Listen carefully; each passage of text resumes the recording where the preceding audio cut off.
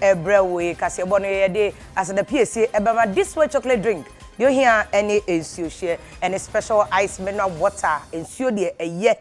ahyase onyankopon bo so ne asase wonim se ne nsuo wo dada etu onyankopon de wonye bone da so odi nsuo ebe kame adasama enti wanya hwe kura ni no nye nsuo ya obenu mo onum special ice nsuo na ebusu immune system chase bibia nya bia wo ni pedua no bia no utumejo nso na chese ni nyina ba bese na no obi busa se na yeden ene nsuo etumi busu immune system na se wonim ho nsuo wonom a chese ade boni bia wo ni pedua mi no ekọ na ekọ kidney no ni liver nim na ni nyina yi ni nyina aba bese akọ onyankopon oye magician nti no bo nsuo ede emaye na seda kese nso enkoma best assurance and the best savings loans so tika da ho a odada wenya frakadam de na nkofo ye ya omde nkofo sika dwane ye sese aba ya de so akese esensan aban ekomu no womadama na wie ye de kasebo no ebrewo ye fra me vim lady Afia Pokua ensema kase ye de ebrewo kasebo mu ni se Dr. Mahmoud Baumia excellency en wo chire mu adwuma a wona ban wo mu ye eni se de wo motimi aboa ma o man Ghana akona anim no wo hwe se de adwuma no etie no nema bebe ho no ma wo chire mu o mbe ye e de asom Ghana fo sanso en o man pendada ma enso echirem se wo hwe aban no a we ye sakawa aban pa na MPP amyoko no eye no na o man penine nam en wo kate sakawa project e wo Ghana for da nyina onim se abato no cost se de baby ansem we e be pie sanso en na Ghana Water Company Limited e de atoja se nsuo ho be ye din enche bia nchichu e wo tipidu mantama hinko tamale en ne important mu na kasebo kro ya osoafo a wo hwe nsuo ene eya ahonte anasa honidie ensem so ya maame Sicilia Abnada pa wonsu guso a wokate so da ye project akese a wosini nyina no ede mfaso de akese pa ebebre Ghana fo ye kase obuno ena afi ahafo regions ache so de adwuma so no hyehye eso e wo honom wei ene se bebe ka ne nyina bom UTV ewiapem te we kase bo ene de ebro no afi yemfa sem num chechemu ento aso yadi chechemu no to aso na ye hyase afi excellence Dr. Mahmoud Baumia akache nenna omampani abede chechemu a MPP amnyeko no aye krado so obeboa Ghana fo se de ba eniema betimi bia enwuma mo manya bia yo no obetimi abon homode na no wokasa no no wo takrade atoyema ntema wo mo ebie dwumede sunku bia wo takrade habo ya sese terminal foforo no kwa wo mabia no e wo habo no ebetimi ama yetumi age gas na afi oil ya nka ye oil jet ya bi water no ebi ni takrade no ya de no e ba ebetimi ama ayemre ama sa oil jet ni so ma discharge ana so ma twe oil ene gas e de ama Ghana fo si we no anye ye kra na ebetimi atwe oil be se ton no empem enwotwe 8,000 tons e wo honoma Ghana benya ho faso de bebre. It is a great joy for me to be here to commission the newly constructed liquid bulk terminal as well as cut the sword for the commencement of additional works on the dry bulk jetty. The additional work is to enable the jetty to receive bulk cargo vessels that will require deeper anchoring water and to improve bulk cargo handling at the Takoradi port. But when you look at the project, what they are doing in the context of the expansion of the Takoradi port that Ghana wants to see happen, then making this Takoradi port a major petroleum hub in the sub-region, and then you look at it from the point of view of the integrated bauxite and aluminium project that we are embarked on. You know that we are already working on the Western Line in terms of railway. Joe Garte is making sure of that. You know that we're working on the mining side, and we needed a port also that was catering to this industry. And so everything seemed to fit together, and we were very, very convinced that this project needed to be supported. We are happy to be here today to celebrate. I must really pay a lot of homage to Ibistek. You've done what many could not do. It's really marvelous and amazing. This is a wholly owned Ghanaian company, and it's really fantastic what has been done. Just the sword was cut 2 years ago. They started on this particular project, but it's just amazing what they've done. There is no doubt that maritime transport represents the most important mode of international freight movement. It also goes without saying that without a resilient infrastructure and efficient port operations, there will be little trade and very little socioeconomic benefits to the country. Government, through the Ministry of Transport, Kwesi Aman didn't sleep a lot as this project was being put together. And thank you, Honorable Minister, for your hard work on this. Ye gina takrade hono ma na takrade ya ena said the Bible aka no Matthew wo manim no say Yesu Kristo suma na esiafo no ka so wo enko preachi wo mu wie na se nipa ne gidi a wo mosu ewo eja oba ene sunsum kronkron din no na eno na Dr. Mahmoud Bawumi akwakoye bi wotakrade a ekwan ebom miensa eja oba ene sunsum kronkron akwakotwa homamu a wo ma padwumedie no ho ntoma a wo che se we yi bebo takrade fo pa ewo ma kobadie mu se de ba entumi mo ha bia ema wo mo eso ode no so atodwabra na o wato emantem kroya. I'm very happy to be with you today to perform the sword cutting ceremony for the construction of the PTC interchange in Takoradi. This sword cutting marks the beginning of the works for the interchange. I'm happy that this interchange will bring to 6 the number of interchanges that the government has started in our first term in office.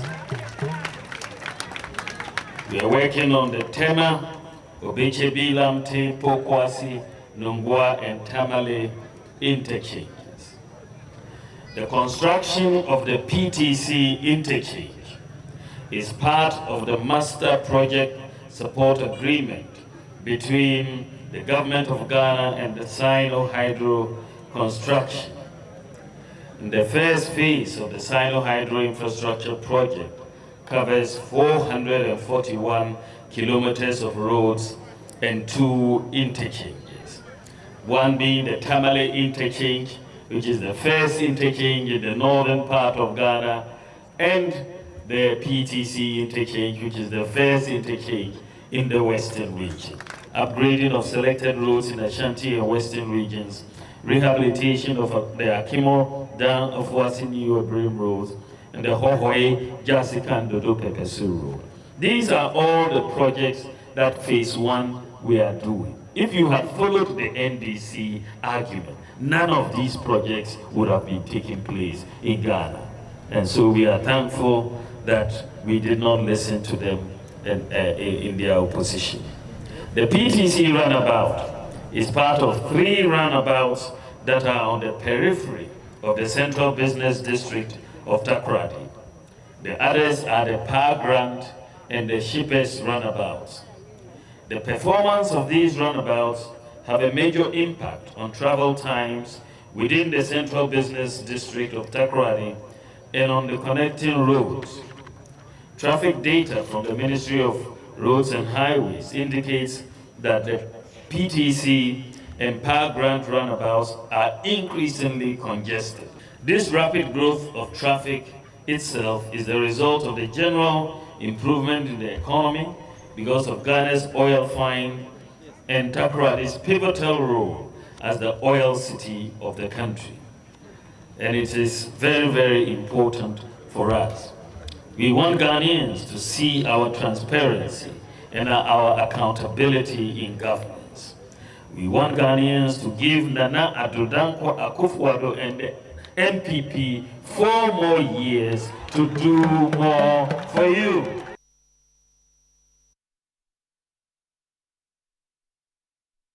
Abusafo yen free one na fa yenko ensefo from ne ekọ ye omampendada Mahama na kache na obeka ya nura na omampeni Mahama kwa ye town hall meeting wa Santimatama Nko Kumase ekọ ye KNUST Kumase Great Hall ena okohia omanfo nyina nticho ne NDC fo na okase MPP aban ote akonwa so de wo hu saka wa ban bia te sesa aban ena mo say Mahama wo pa na o say yes na o kiremu a project ye ne de last minute ye ekoto aba MPP ni ticho ni o mampani excellence na nadan kwakufo ado ne nam ticho ni epoe mantan wo kate sword na ni wantwo woduma won tan ba bi nwe no ho wo kate sword wo se ni nyina ye saka wa project enti wo ka cha ahemfu no pray nye pray fa se so yo hene na wo kro bia mu na so o mampani ba ho no so wo ba be commission na so wo ba be kate sword for project bia question no ana nkofo kaso ache o mampenda da mama se na mama nya kwashin ye bi na wo so wa bre so ye kobusa wo munu ya kutukum babies with sharp teeth all evil dwarfs mudi Ghana for atematem ene de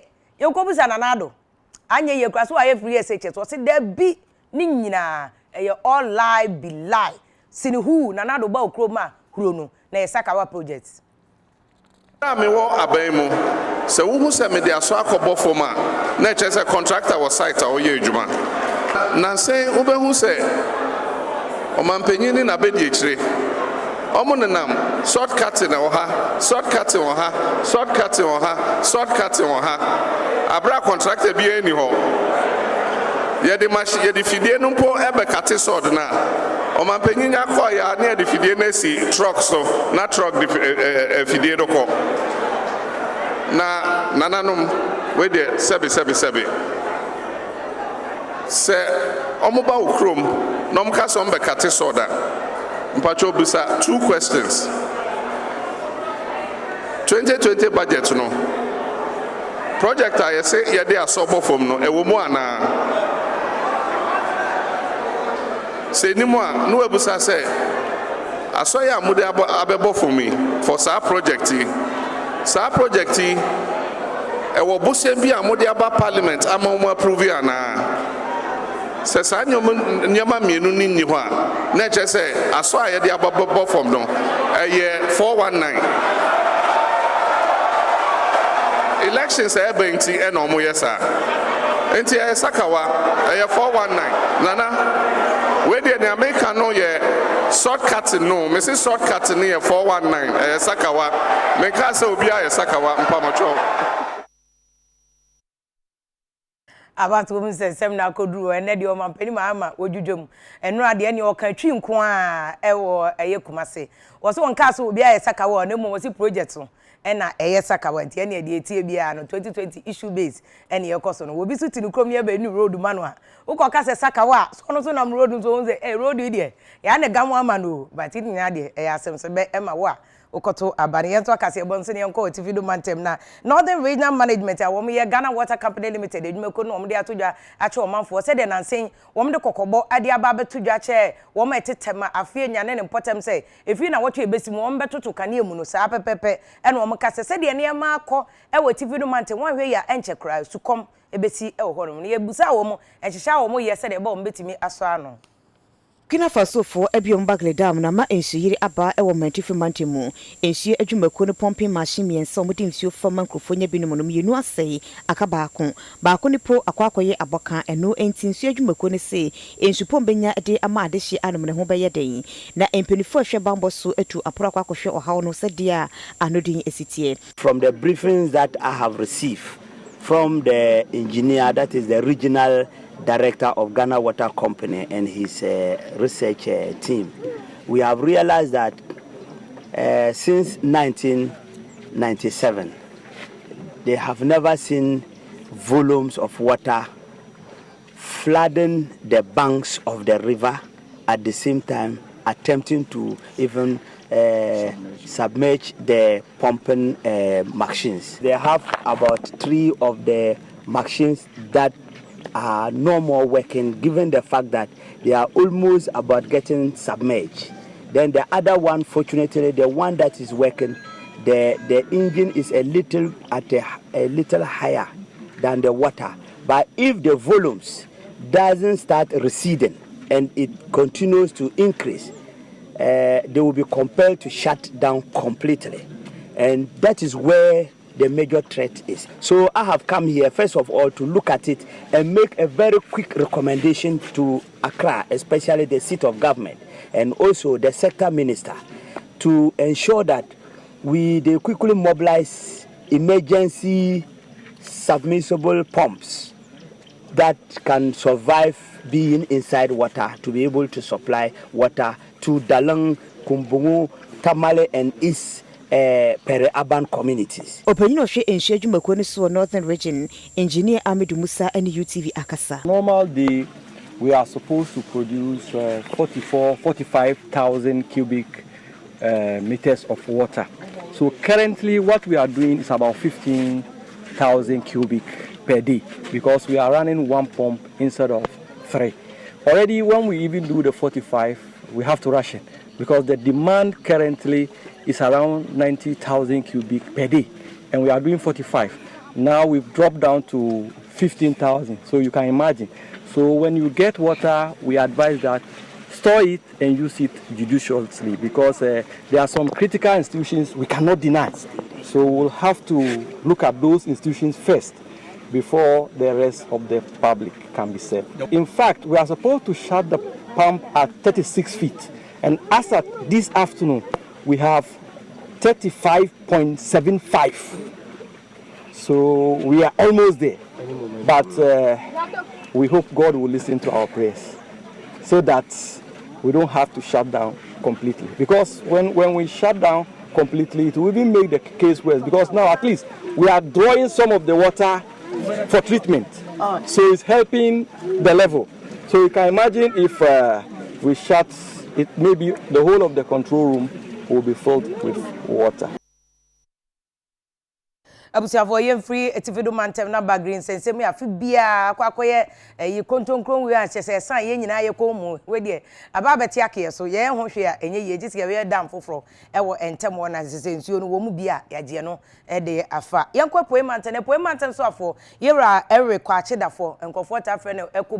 ekowas na wono abo no wo chemu se de driver fo nya mienim nie na se wo mu drive accident besi a na kwanhie nipa be eduonum na akumomo eduanan na akumomo aduonu ahmete pa into wo se driver for say nei wo mnya de ebroni ka se defensive driving no se de be ase gye wo nsem kora wo be nkwan abefa so a wo de akomatoye mo abotere kakra na bia ka no akwako gina ba bi chense se ya ekunkum nipa ahmete wo no an ne nkofo ekọ hwe nipa na no atorenchem to wo mo akwanhia esi yei e na wasan wo mo a wo mo abusuafo firi mu no wa mo mu nyina ya akoso aka ho.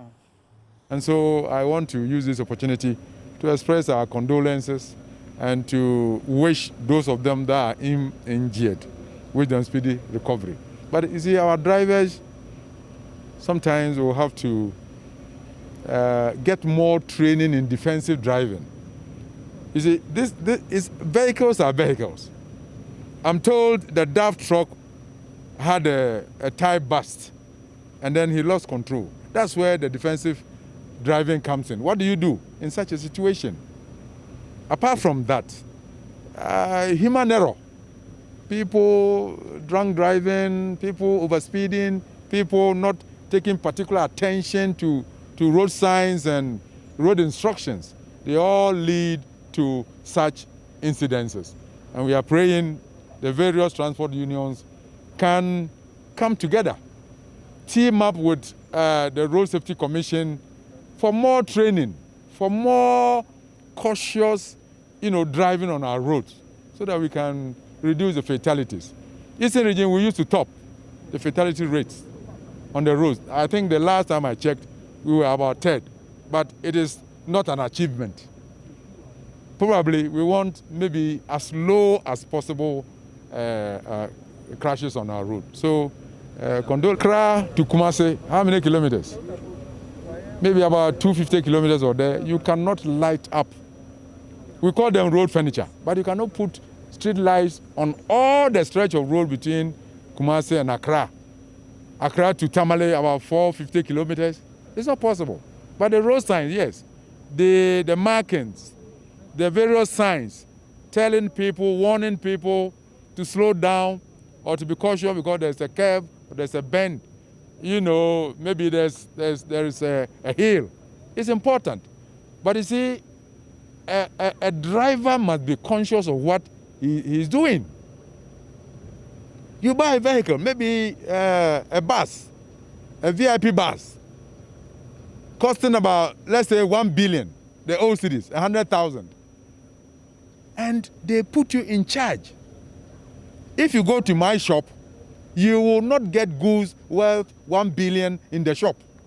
But one bus may cost more than 1 billion. And they put you in charge. And then you go and mess it up. You see, so we need to be very, very careful. Apart from that, the lives of those of them that you are freeing is important. Some are whatever, all kinds of people, chiefs, you know, civil servants, public servants, all kinds of people.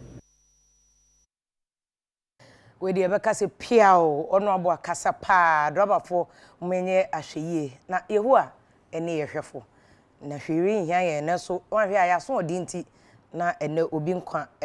chese efri nensa yankwa poemantem kro no ana poemantem onim se mpanifo ye se nkomo ye ensahwe adwuma no eho abasabode se de be hye nkrofo nkran na covid ya anti ama tourism adwuma se akoye tete de abokakai enkrofo nko no wo maba plane kra wo mfro nkaka abrochefo a enkomo ba ene abrofo kra nkomo banka bebre afie kwa wo ko ni nyina ye ntumi anye mpanifo ye se nka march bo so me de to so aduonu ba ko 21st na nkombe tourism awards Eastern region ana poemantem de no enso covid 19 na enya amaso sese wom de akoshe bosumi de to so dunkunu se wombenya aye na poemantem openikase oda tourism authority no ano ye Alfredo Keje Rudolph ni UTV kasafa de ntia ehuhia se award womoye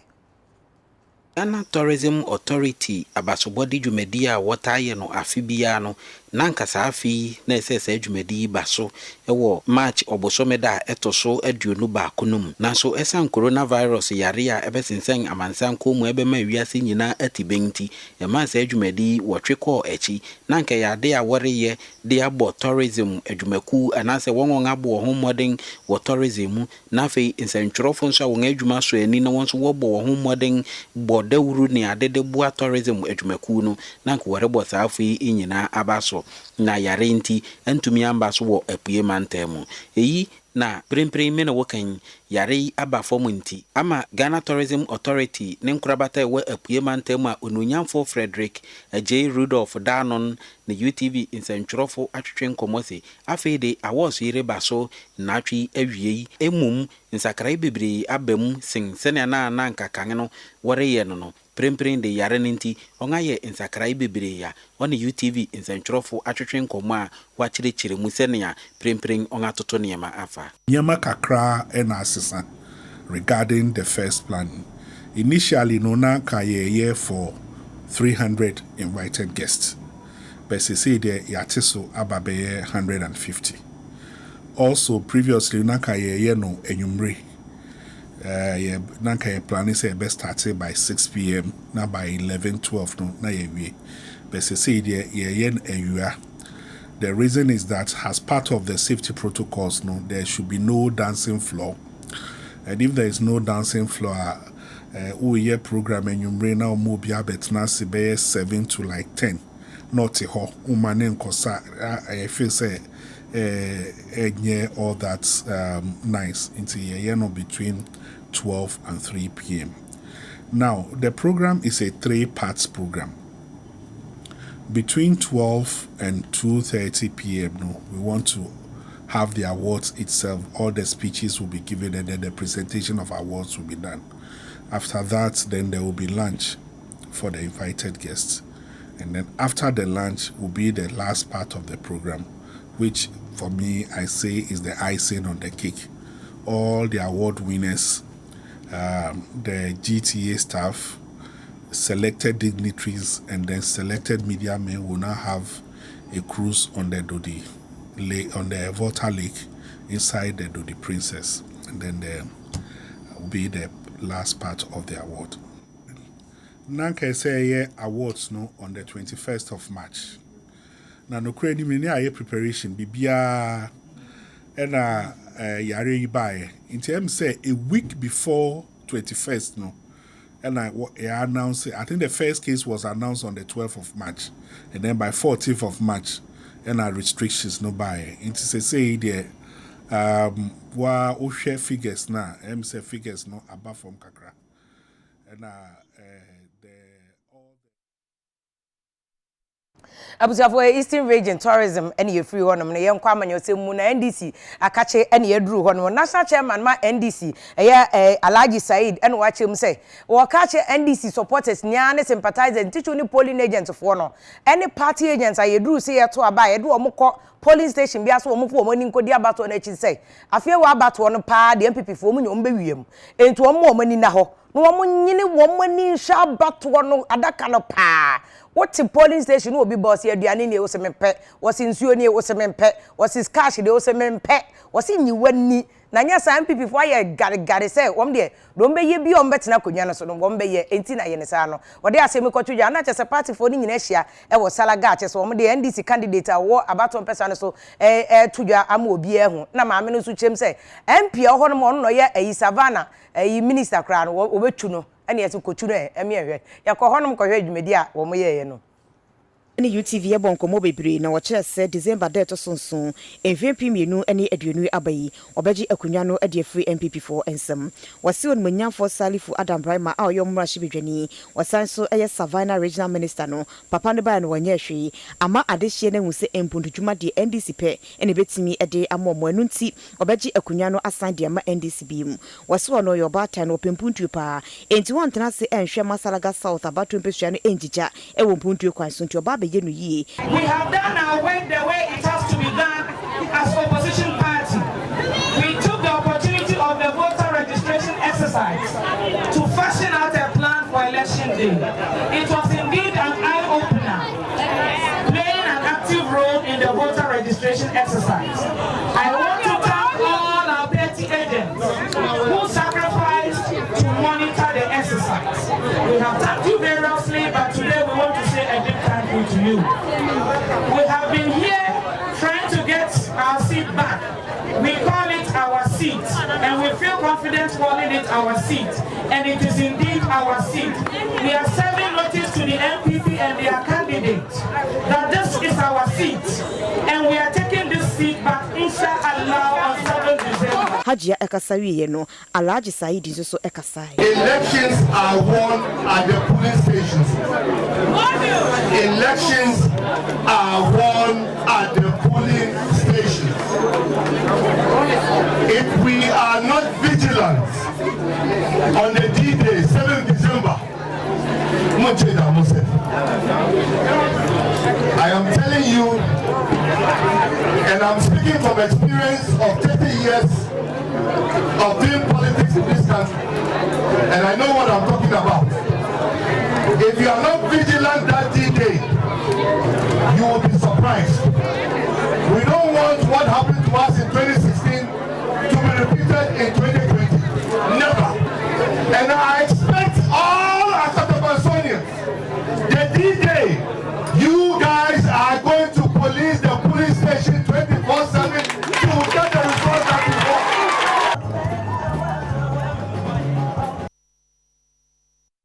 NDC John 316 ene yete wo mka ne eyezu eyeza afayanko kukudu ene edu a na de oye winner so ho edu election year na musicians so afa hu bogum wo moje wo de na we no so afa wo hwa abafu nkitam de kwa honsem eye maame Esla Owusu Ekufu HM se NDC for de ada so no mo so wo mbeba power o si Ghana ha so obi enim de NDC fo aye nya de obi abema kwan ema NDC fo aba nti MPP fo de omo hwe NDC fo na nyuma pa na MPP fo de omo nim so omo aye no omo nto aso mo deru se de ba obi abete no akoso ato aba ema MPP fo no na baton pesa no so eno de atemi tudwa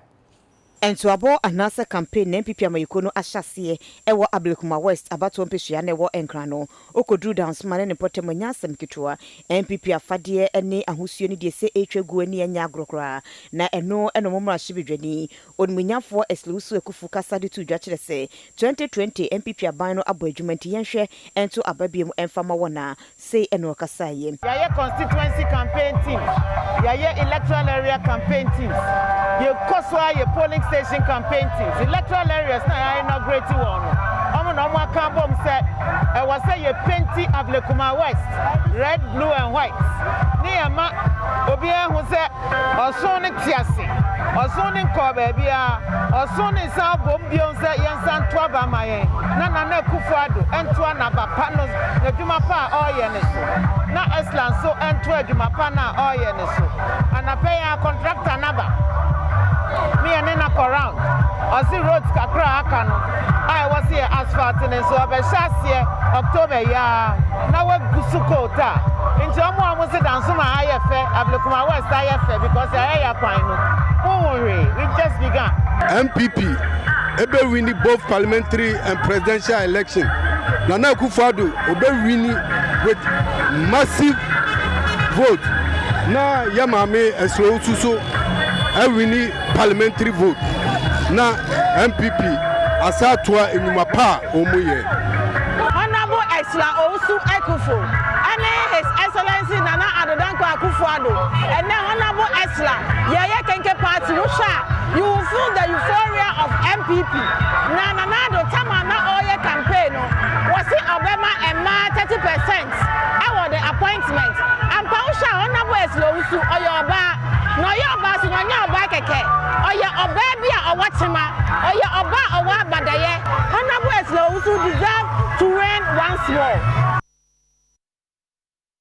Ghana when you say election year no enedru ho no 2020 said the tie bia no wo a wakoto ababoko na woko open na no open mahamo open CPP PNC oni nyina obi ani taste enye atenie enye ntokwa eye choice sa na constitution ni mo bia ye free obaba akoso nko obaba akoso ye maami a wo so afo a won na hwe ensuo ene ahonidie ehonsem so ye maami Sisili Abanada pa ewo Sunya East Sunya West ekwhwe se the tanker services ya ban de aba na wetumi ama ensuo ama obi anya bia no eye adwuma ewo ho bo ayeye no ye behwe se omampanyin eka se ensuo no Ghana for en munsuo free no no muntumi hohoro o munsaye omunya binware omunya binya wo madwuma omunya bibi na ehunu sa ahunidie no ye hyemu kena no eno hu na ye be na abehwe na de report so ama omampanyin se amanfo da na se ne okan na ode ma wo mu no omu so omu hu so de ose ayoyo sese mehu so bi etonsu ama obi anya nsuo nto ba ha dede bi ne ha line bi ne ha enti da omampanyin ase na etoso bio bunu ya bisa say binum wo ha yetu o mkanya ye ban water de enko community water susu na say problem kakra wo ho but ni nyina na enye problem a eye dada problem eye first time a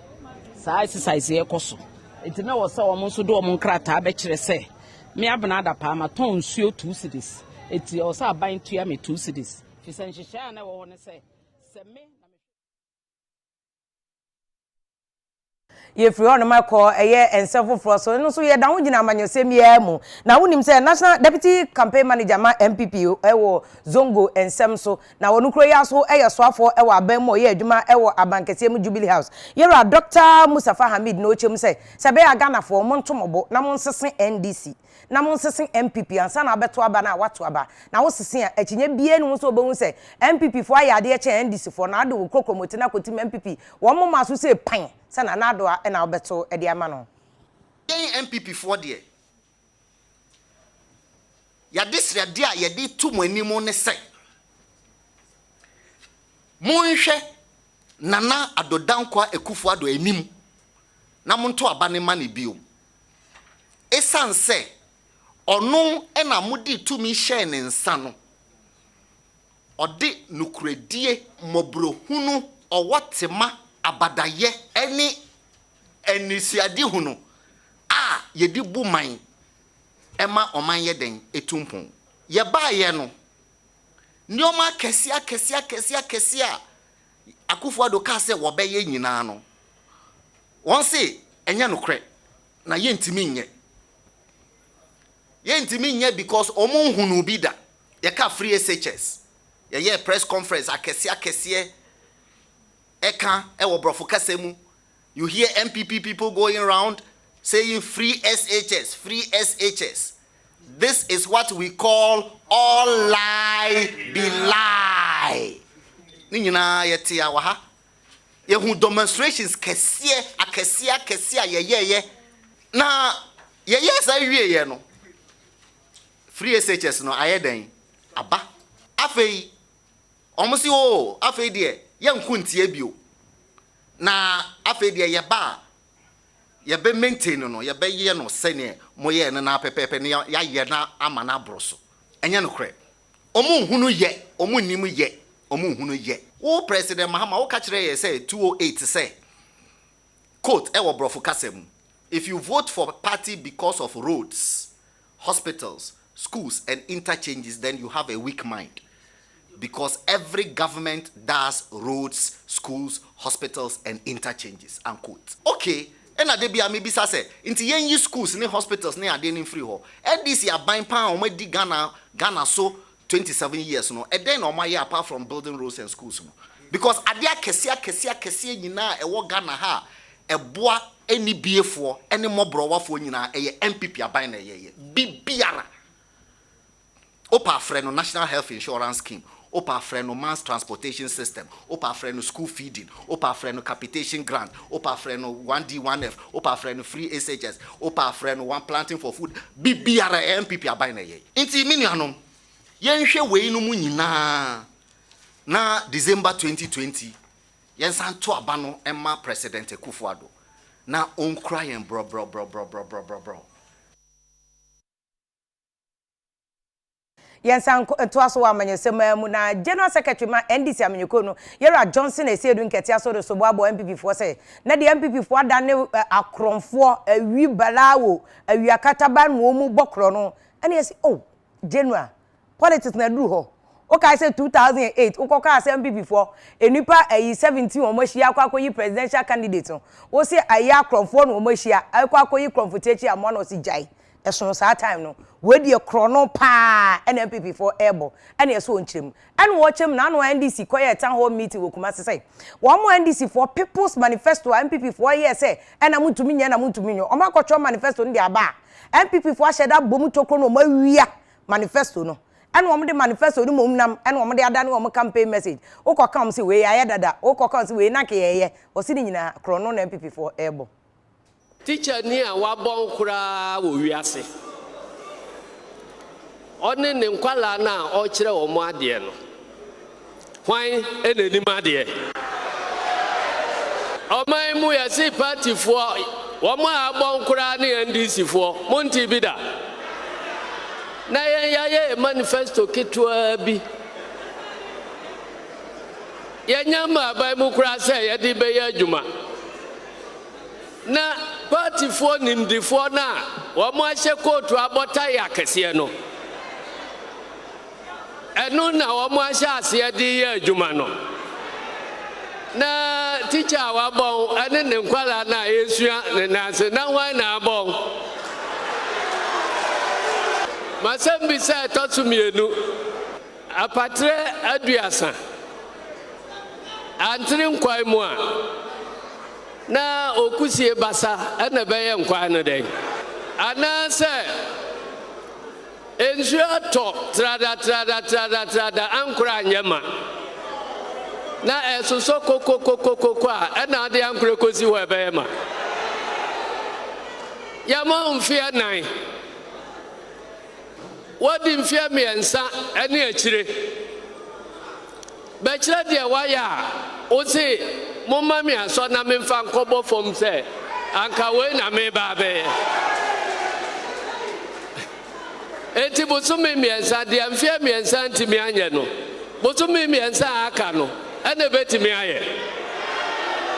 ya de bosumi miensa eyi akwan ya de bosumi miensa esi ayaresabia ya de bosumi miensa ya pipe NDC for abaimu President Rollins okra bus chassis buses ya enenam kroma ya yebodin se kofuo bus no President Rollins ne kra ne nade no ne nkrampan no de baaye oba o de ko factory na o build buses no na sense abai na atonti abai etuaka na eye adwuma ema abai enunti se wo sa factory kase no bi esikumase ha na se pese ye pe factory be ye ka enunti ye jai new plan bas ayi factory kakraka sa si ho na se momma e kwai na ye nkoye VW tefre factory ewo nkran tefre factory bakura de a send the nkai ne wo muni achinyeje ba yenkum dwafo ni dwa matafra me ne tafra ka no so nton na obi so ton ne dia ono no nton we wo se tafra factory ba de a ya ma ho kwai ka dada yenuanu abogafo yekodi pa ne atode aba na home bogafo so yeso yanya bi kakra e de ye trotro ne tazi yasi ya mane fama mbacho Germany ho ya nton second hand car ho na ba bia VW factory no kura wa ye de bi bebue no Ghana ha no ho no ye ton second hand car wo ho ye ton salvage car wo ho eno de ye mba ne yo no si oba be ye branch wo ha usi kromu ha ye mba ndi salvage cars second hand cars ya eba wo mo di spare parts beba Kumasi hakura no nipa wo nam second hand car so any spare parts so ema wo mo anoko wo mo aduane ko ma no o kai wo mo dodo a obenya na yenya yenwu anu nyina na obroni beye ne tefre factory no a emfaso ba wasan dia koni krom na ye de anu akopem dan wo ha saa ne a chechire o man 2020 about on there said etie bia ebeye dwepa e Ghana hanum sei na ye to aso no amanyosem na ye kwata kwansuayem ma hye bedwani ogina e wo sa abaton person so na obo George Mekuduka e na ode to na abaton person no so fo ne Ghana fo nyina wo moto abeye yie a wo madi 18 years ne de bro so sei afia abaton de wo mhwe na nado anim no mo nto abama no wo munya NDC ensem wo mo ne na mo ka ne nyina frakadam se NDC wo bibi papa bi ankombe ya Kenya ne se Ghana foto abeti a wo munti mo hwe wo mu kra mo de na nado aye no e no mo nhye dachi na fe won to adwuma no eso adwuma Mekuduka na na ban ya ye otakwa ha no ebi sida ye shase wa de oso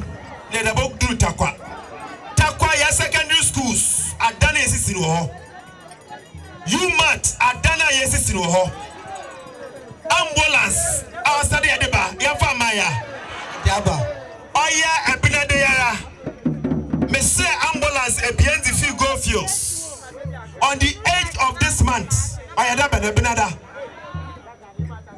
go fields for ato ambulance ebien to boy Mekuduka je na famo hospital Takwa Town Roads ye ka say contractor wo bre na chirima wa hyase a oye Takwa Town Roads na hyase mponi aha mponi na so ye fi akwa ebi anka ye adwuma obia house to house ye be ye campaign team ni ye house to house ma me bi anko rest na na so peduka waka wade ne bakwa wade ne bakwa wade ne bakwa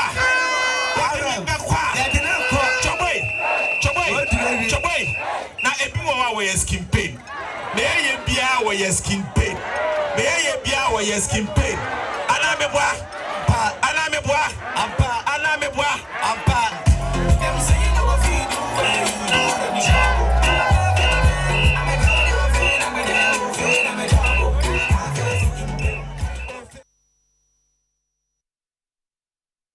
Sakode ebehwe de de onyum na MPP fo agi boss o ne e dey pay you skin pain o fecho Sakode royalties we nyina Sakode o so ogi o so ogi pa ono mo se de ono takrade odi bugi saro se ono se wunya sa obesa eni ono kranka o ya branch kranka sa break abons wo rapisa mujia ho ka Dr. Yu emenya mo ko di go ma de pesa mu kom sesi a ama mo fake house abusa for UTV kasebo e na ye de bre mo ye na ne ye wan ba ye ba ye de agudie mu nsem nyina aba beto aso e de ama o fecho ati ase we UTV o fecho ye ba se ya